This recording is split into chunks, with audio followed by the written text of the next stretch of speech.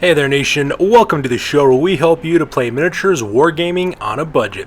It is I, Commander Cheapskate, and we are back with another edition of Necro-Mondays, where we showcase weekly Necromunda Battle Reports every Monday with our series, the Underhive Wars. And on this episode, Battle Report number 56, we continue on with our Meat for the Grinder mini-campaign for our Sector 7 Turf War, and this one is a standoff scenario that is fought between my two friends, Fresh Prince Bel-Air as well as Smells Like Febreze. Fresh Prince Bel-Air is playing the Iron Sights of House Orlock, while my other friend Smells Like Febreze, she is playing the Chain Breakers of the Slave Ogryns. So we're continuing on with our little Meat for the Grinder campaign, mini-campaign for Sector 7 Turf War. I believe we have two more battle reports in this series before we move on to round number 12, which will be the very last round for our Dominion campaign as well. So this is a standoff scenario that's fought between my two friends, and they're just a good old-fashioned gang fight, fighting for reputation as well as for territory. So with that being said, we're going to play some background music real quick and show you images of both gangs as well as their rosters. If you want to see exactly what the gangs are bringing for this one, go ahead and pause and take a look at your own leisure. So that being said, let's get this battle report on a roll.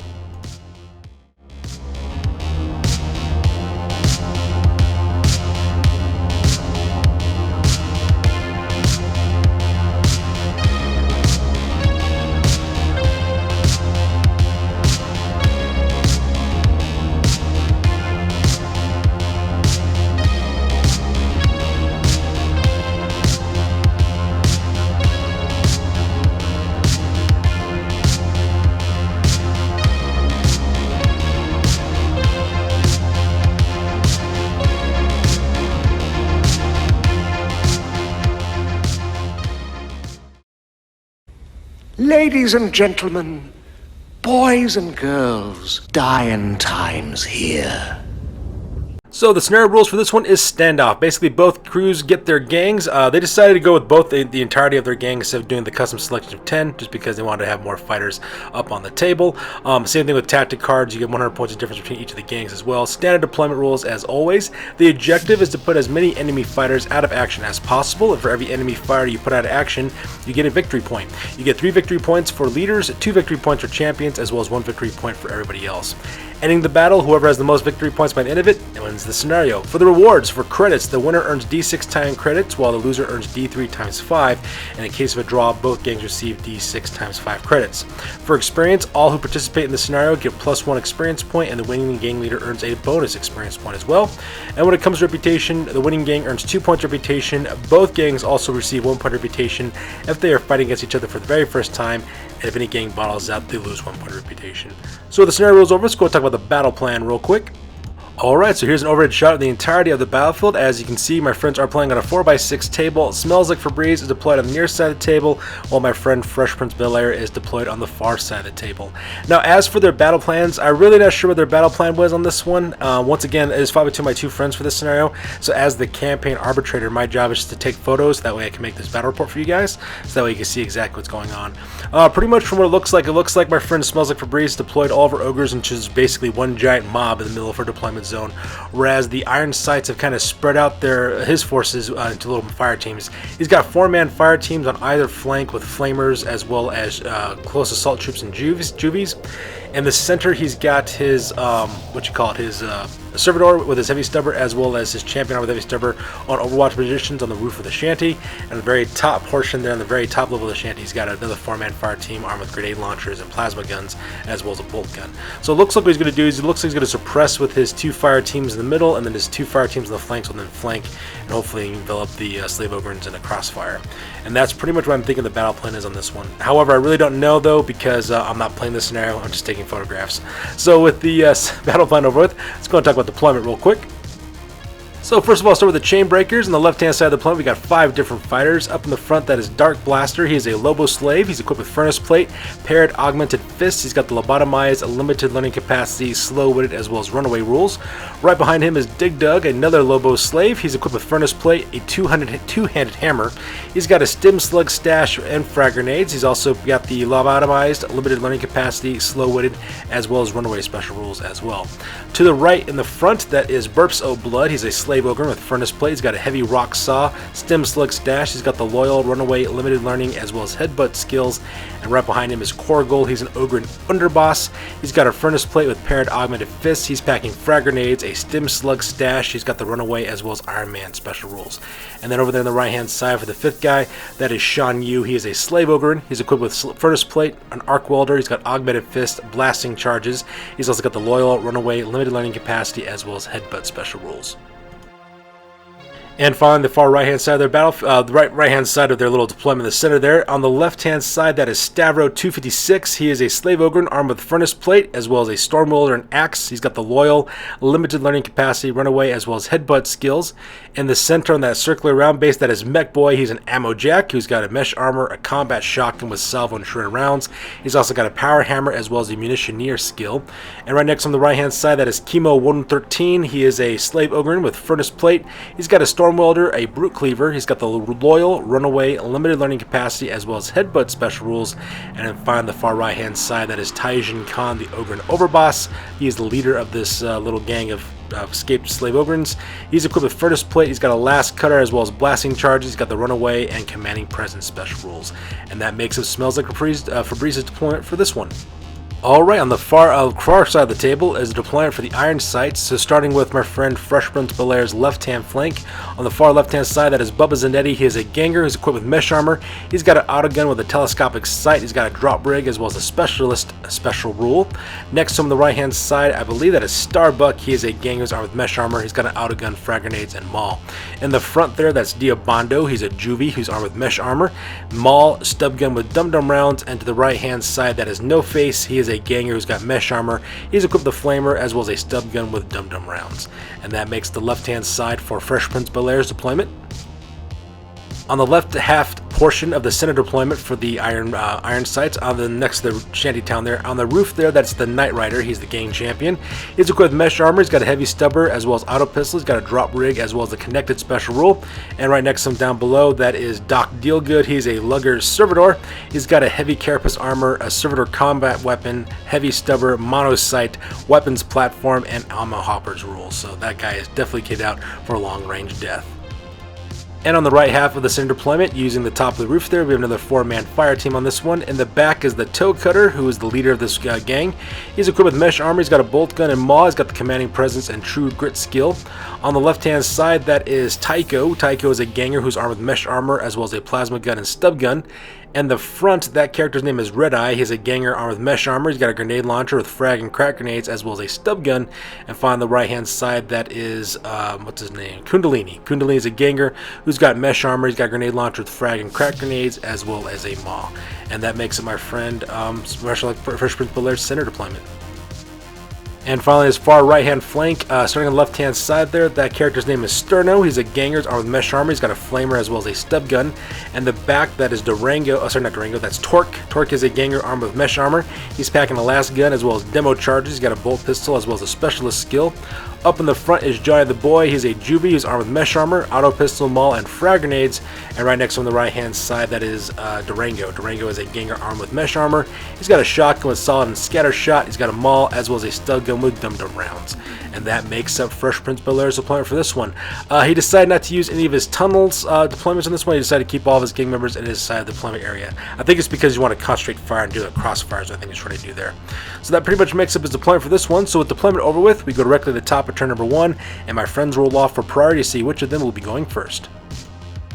So we go directly to the top of turn number 1, and the Slave Ogryns get the initiative on this one. So Smells Like Febreze will go first, and the first thing she does is a group activation. She activates Taijin Khan, who then uses his Commanding Presence ability to activate Chemo 113, Stavro 256, as well as Mech Boy.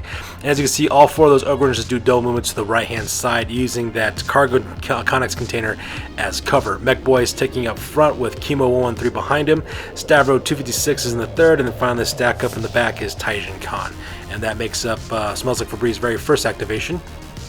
Meanwhile, across the table, my friend Fresh Prince Belair then activates the Knight Rider, who then also does a group activation with Doc Dealgood. Now, Doc Dealgood does a basic action aim, so that way he can get a +2 to hit with his Mono Sight on his Heavy Stubber. However, the Knight Rider doesn't have a Suspenser on his Heavy Stubber, so it does count as a double action on this one. So because of that, both of them decide to open fire directly into Burbs of Blood, who's right across the battlefield from them.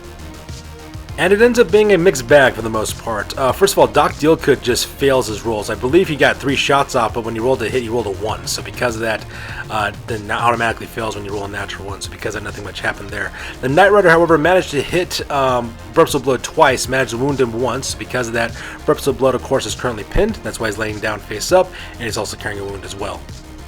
So in response, Smells Like Febreze does a group activation with Korgold Khan and then also activates Burps of Blood. Korgold Khan moves up double movement with 10 inches, moving across underneath the catwalk, making his way directly towards the shanty, trying to take cover as best he can.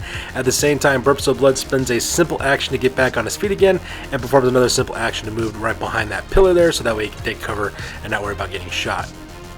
And then my friend Fresh Prince Bel-Air unleashes the Thunder. He then activates the Toe Cutter, who then also does a group activation real quick. He also group activates the Tycho. He also activates Red Eye. Same thing with Kundalini as well. Now that 4-man fire team is super deadly. The Toe Cutter's got a bolt gun, right? Tycho's got a plasma gun. Then we also have the other 2 guys packing grenade launchers, frag, as well as crack grenades. All 4 of those guys open up with their weapons directly into Korgel right across the battlefield because he's the closest target to them, which is a whole lot of firepower just going into one Slave Ogryn. And the only thing they're able to do is pin Korgel. That's all they're able to do. And I believe the reason why that is the case is because my friend Fresh Prince Bel-Air, I believe it's the Toe Cutter, who do manage to hit him once with his bolt gun. But unfortunately, all it did was hit him. It didn't wound him. So because that Korgel is pinned, Red Eye misses his shot. Kundalini misses his shot as well, and I believe Tycho also missed as well. And to make matters worse, what's his name? Red Eye as well as the Toe Cutter also get ammo rolls on this as well. So they do a whole bunch of nothing. They open up with a whole barrage of deadly fire, and the only thing they manage to do is pin Korgel, which is really bad. And this is the sad part. My gaming group and I, we believe that my friend Fresh Prince Bel-Air as well as the Iron Sights are cursed. They're like one of the most lowest ranking gangs we have, and they've had like this roller coaster of success throughout our campaign. Like they lose a lot of battles, but they get a lot of reputation points whenever they fight. So they're really ranked up really high in terms of reputation, but in terms of like fighting, they're doing very, very poorly all the time. And this picture here kind of confirms this suspicion. I just thought my friends were joking, and I thought Fresh Prince Bel-Air was just ragging on it, just making fun of the fact that he's got mixed results. But I'm starting to think it might be true. I think Fresh Prince Bel-Air must have done something in his past or something, because karma is really hurting him in this one. As you can see there, Korgel being perfectly fine. So that part was absolutely insane. So with that craziness over with, my friend Fresh Prince Bel-Air then activates Shan Yu. Shan Yu does a double movement forward, taking cover behind that berm, so that way he doesn't get shot across the battlefield as he slowly makes his advance across the battlefield towards the Iron Sights. And for the rest of the turn, I'm just going to take group photos of what ended up happening, and the reason why is because everybody else just moved for the most part, and there was no actual shooting going on, so I'm just going to show you exactly what ended up happening, just to speed things up a little bit. So as you can see here on the left-hand side of the battlefield, that little 4-man fire team that Fresh Prince Bel-Air had with Diabando, Bubba Zanetti, Starbuck, as well as No Face, those guys just do a double movement across the battlefield, taking cover behind the left-hand shanty in the shanty village, getting ready to flank around the left-hand side of the Slave Ogryns, it looks like. Meanwhile, for Smells Like Febreze, she then activates Dark Blaster, as well as Dig Dug, and both those guys do double movements forward, moving as quickly as they possibly can towards the left-hand side of the battlefield of the shanty, heading directly towards that 4-man fire team I mentioned earlier. And on the far right-hand side, that little 4-man fire team is also moved up forward with double movement as well, taking cover along those pillars, getting ready to assault from the right-hand side. So we have Sterno there in the top, we got Durango in the center, we have Torque in the back right, and we have Johnny the Boy going up forward next to that berm with the barbed wire to act as bait for the gang. And since no one is wounded at this point, we skip the end phase and we go directly to the end of turn number 1.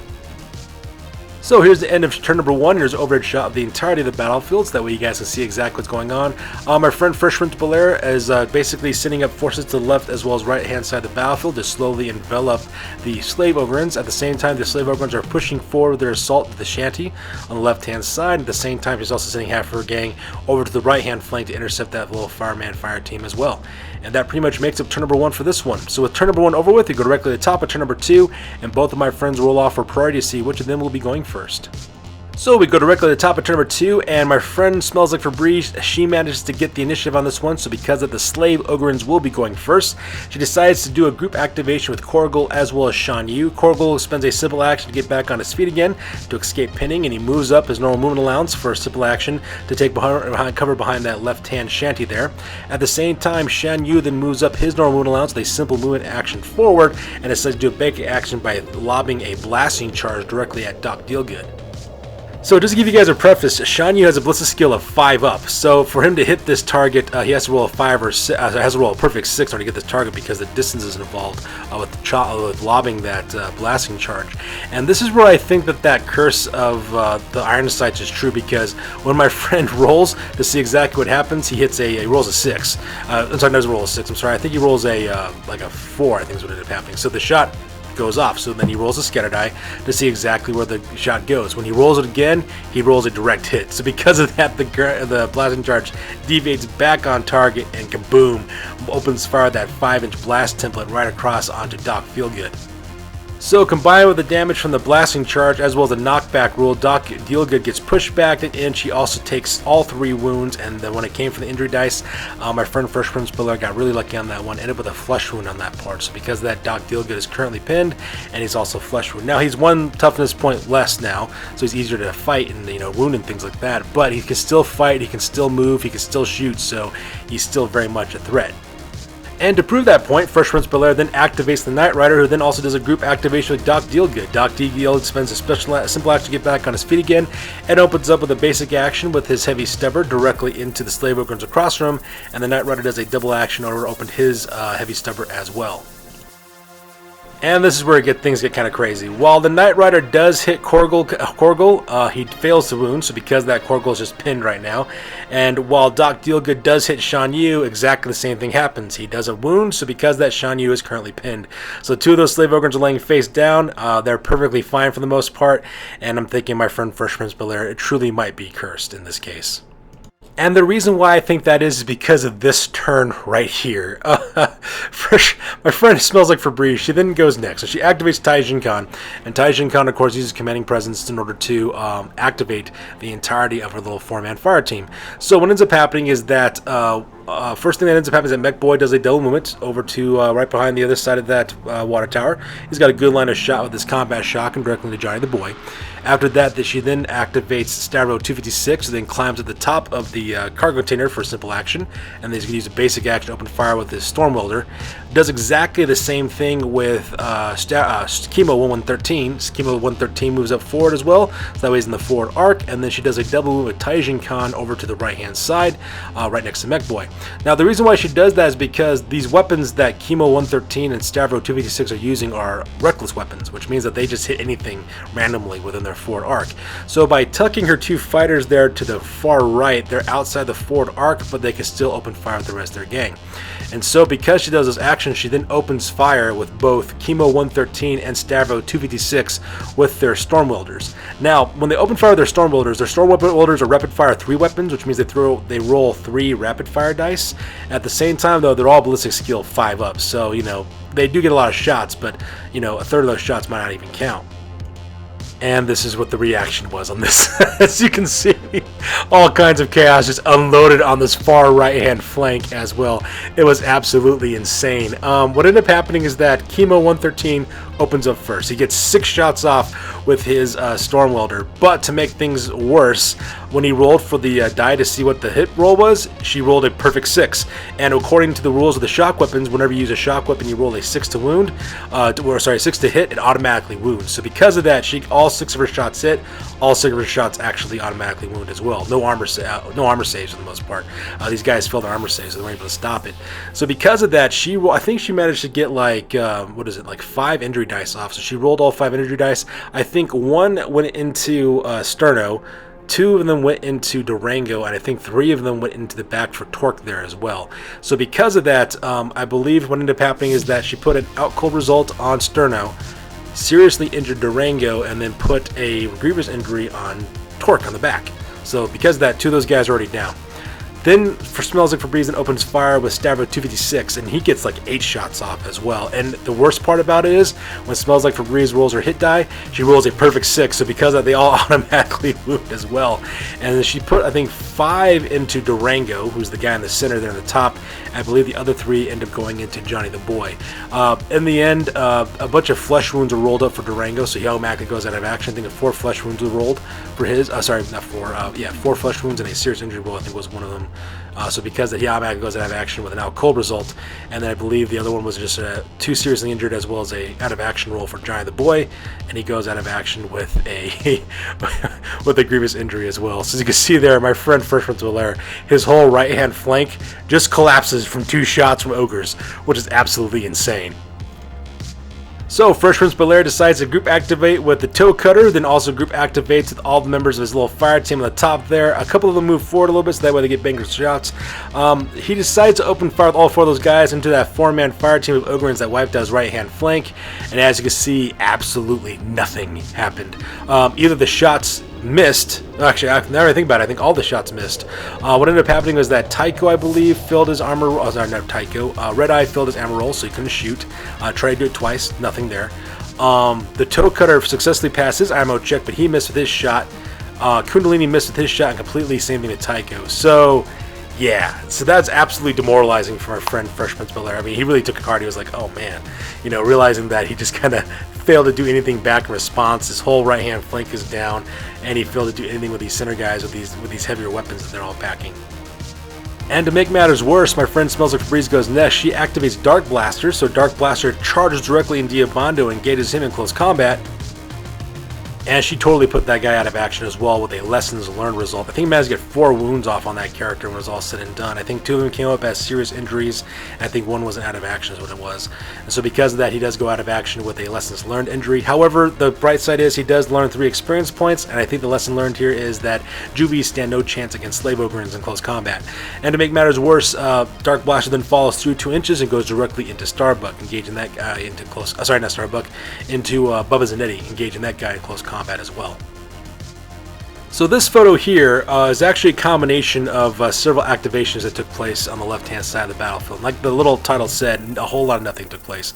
So my friend Fresh Prince Belair then activates Starbuck. Starbuck charged directly into Dark Blaster, even with the assist that he gets from Bubba Zanetti, unable to do anything. Wasn't able to cause any wounds or manage to hit that character at all.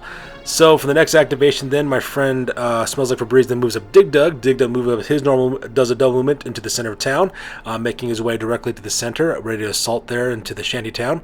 My friend Fresh Prince Belair then activates No Face. No Face opens up this flamer. Now he does hit Dig Dug, no problem on that part, but wasn't able to cause any wounds for the most part. Doesn't even catch him on fire either. It does a whole lot of nothing for the most part. And if I remember correctly as well, what ends up happening is that Bubba Zanetti, I think, is the last guy to go. He tries to tries to attack Dark Blaster, but unfortunately his attacks just don't wound. I mean, he's not strong enough against his high toughness, so a whole lot of nothing takes place on the left-hand side of the battlefield. And the very last activation takes place is Burps of Blood. Burps of Blood moves up his double movement allowance, showing up right next to Korgel, as well as helping out Shan Yu as well. And that pretty much makes up turn number 2 for this one, because we skipped the end phase because nobody's injured at this point. So here's an overhead shot of the entirety of the end of turn number 2. As you can see, the entire right-hand flank of the Iron Sights has been absolutely destroyed. At the same time, the left-hand flank is slowly collapsing bit by bit as well, and a huge wave of Ogryns, Slave Ogryns, are making their way directly towards the center. And unfortunately for my friend Fresh Prince Belair, his center fighters aren't doing much of anything, especially with their heavy weapons like with their grenade launchers and their plasma guns. Nothing much is really happening there as well, which is absolutely tragic. And it's at this point that my friend Fresh Prince Belair decides to call the game. And I really can't blame him on this one as well. I mean, his dice just completely abandoned him in this game. Losing his entire right-hand flank to the Slave Ogryns was demoralizing enough. But then having your fighters in the center not be able to shoot and your left-hand flank collapsing because you can't wound the Slave Ogryns because they're just too tough, it would be absolutely demoralizing to go through that as well. So as you can see here, my friend decides to cut his losses because he wants to lose any more fighters he already has, because he wants to be able to participate in the last turn of our campaign. And so there you have it, ladies and gentlemen. The Slave Ogryns managed to pull off the win on this one. So that being said, ladies and gentlemen, we'll go directly to the after action report for the post game, because this game is now officially over. That's it, man. Game over, man. It's game over. Alright, so first of all, we start with the Iron Sights. For their injuries, they actually suffered 5 injuries on this one. Durango and Sterno got out cold results. Torque and Giant the Boy received grievous injuries, so they go into recovery. And Diobando got lessons learned, earning 3 additional experience points, but he also goes into recovery for a turn as well. For their advancements, 2 members of the gang did level up. Torque leveled up to level 3, earning +1 to his willpower, while Diobando leveled up to level 4, earning +1 to his ballistic skill. From their territories, from the settlement, my friend Fresh Prince of Bel-Air got 1 point of reputation from his settlement, as well as 50 credits. And from his tunnels, he also earns 1 additional point of reputation as well. However, his third territory, which is his second settlement, he lost that one to the Chainbreakers, so the Chainbreakers managed to take that one for themselves. At the trading post, he took the credits that he had in his stash, as well as from his territories, and with the monies, he purchased a Suspenser for the Night Riders, that way he can open fire with his Heavy Stubber as a basic action. At the same time, he also purchased blasting charges for Sterno, as well as Dum-Dum rounds for Sterno, Tycho, Red Eye, and they took the 5 remaining credits he had left and put that directly into the stash. For his reputation, he earns 2 points of reputation from his territories, as well as 1 from the scenario, bringing his grand total up to 40 points of reputation. His new record now is at 4 wins and 9 losses, and his new gang rank now is at 2,540 points. And finally, we go on to the victors of this battle report, which are the Chainbreakers. For their injuries, none of their members actually suffered any serious injuries, so they're perfectly fine. When it comes to their advancements, 2 members of the gang advanced. That was Chemo 113 and Stavro 256. Both of those Slave Ogryns leveled to level 2, and they both got +1 to their ballistic skills, so now they're even deadlier with those Storm Wielders, which are absolutely terrifying weapons. From their territories, from their settlement, they got 1 point of reputation as well as 50 credits. From the Collapsed Dome, they rolled 3d6 and managed to get 50 credits from that. From their workshop, they still retain the services of Mech Boy, their ammo jack, who's with their gang, and they also managed to capture a second settlement from the Iron Sights, and with that, they do some additional point of reputation as well as 40 additional credits. In the trading post, they got 10 credits from the scenario as well as 140 credits from their territories. When you combine that with the 170 credits they had left in their stash, they ended up with a grand total of 320 credits. With those 320 credits, they hired the Dramatis Personae Bounty Hunter Thrug 12, which is the special character from the House of Chains rulebook. He is a Slave Ogryn Bounty Hunter, also nicknamed Sparky. They hired that character for their warband as well for their gang, so now they're even deadlier. For their reputation, they earned 2 points of reputation from their territories as well as 2 points from the scenario, bringing their grand total of 20 points of reputation in total. Their new record now is at 3 wins as well as 2 losses, and their new gang rank now is at 2,563 points. So that's going to do it for this one, you guys. As always, please feel free to like, comment, and or subscribe. You guys' input is invaluable to us as always. Also, check us out on Facebook, Instagram, as well as blogger.com for all the latest, greatest hobby news related to this channel. That's going to do it for this one, you guys. We'll catch you guys next one. Peace out. Stay classy.